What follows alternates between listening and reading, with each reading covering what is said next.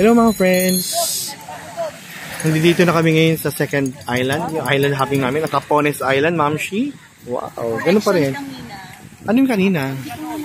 Hindi, nasabi natin. Nasabi naman yung isa ano kanina. Hirapan na rin ako mag-vlog. Walang stick eh. Anyways, medyo magtatagal daw kami dito. Medyo mas malaki to eh. Ito yung ano niya. Ma'am Shi, sige dong. Lakad ka nga. Pababa dito mga nani Emma. Hindi. Yan. Ito yung itsura ng island. Malalaki yung bundok. Yan. Mas malaki yung buhangin. Yung sakop ng buhangin. Na dry. Yan si Ma'am Shi. Ito sila.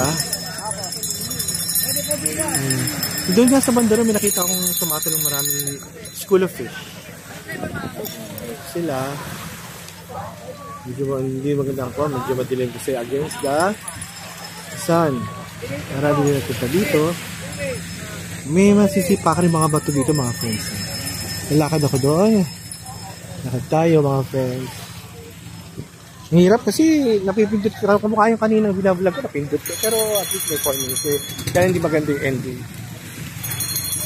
So talagang sa kawalan doon yung banda ron. Yan. Doon ang kawalan. Parang stranded kami sa isang isla.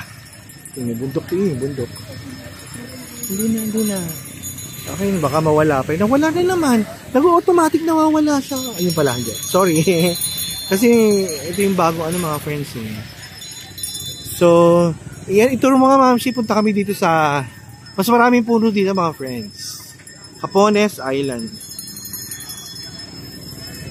Kanina ka doon sa bangka, dalawang aso yung dala namin. Yung isa, Corgi. Mahilig wala sa tubig yun, nagwawala. Gusto nyo tumalon sa bangka. Kaya, busit na busit yung may-ari. Isa naman, ano isa? Shih Tzu. Para wala lang sa kanya. Hindi siya mahilig sa tubig. Saan? Sino?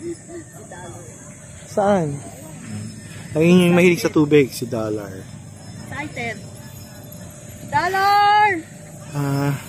Kaya lang ang masakit dito, talagang tambad ka sa araw. Mangingitim ka talaga dito. Dollar! Ma'am Shi, kasi Ma'am Shi, sayang skincare. Kung magpapatuyo tayo, sayang yung kanyang ininvest. So ito, ang lilim. Nandoon sila, may aso din doon. Parang Labrador. Isa Askal. Oh, my God. God. No. Dapat pala madaling araw.